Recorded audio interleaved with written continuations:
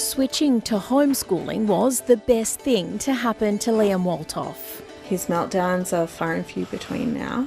He's become more confident in himself. Liam, who lives with ADHD and autism, had been a student at a public school in Canberra's north. His parents say from kindergarten, the school failed to accommodate his complex needs. We were ignored, we weren't listened to. Our needs were ignored and weren't taken into account. Liam was denied access to the small group program for children who need additional support. He didn't get the daily help of a teacher's aide that he needed.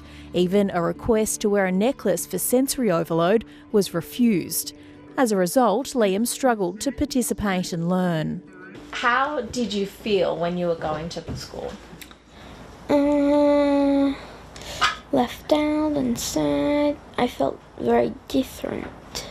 As punishment for not finishing his work, they would keep him in at lunchtime and not let him go outside and play. Kate and Andrew begged the school to instead send Liam's work home to finish, but they wouldn't. Liam was segregated from his class, from his peers.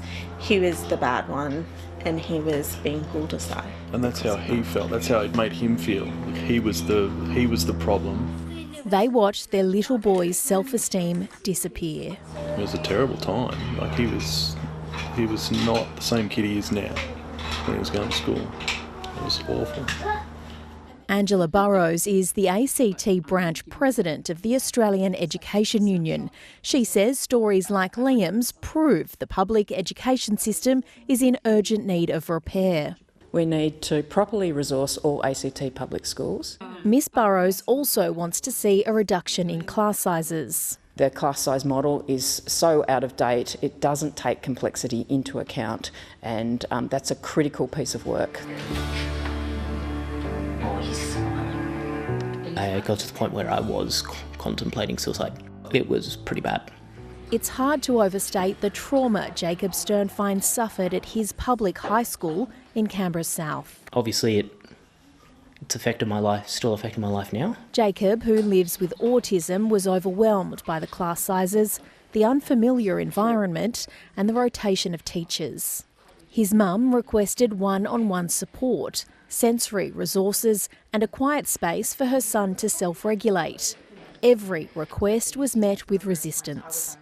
It came down to funding. The school didn't have the funding. It was infrastructure changes that needed to happen. Jacob's education suffered. I learnt more off watching people on YouTube than I did in school. He also felt isolated, excluded and was bullied relentlessly. I would say they cared more about trying to be inclusive to all races and people on the LGBTQ than they did for people with disabilities. The ABC has spoken to a dozen families across Canberra with children living with a range of disabilities who attended public schools. They all identified similar concerns: inadequate funding, a lack of resources and teachers struggling to cater to the needs of every student in their classes. The Education Minister is quick to concede there's room for improvement and assures work is already underway.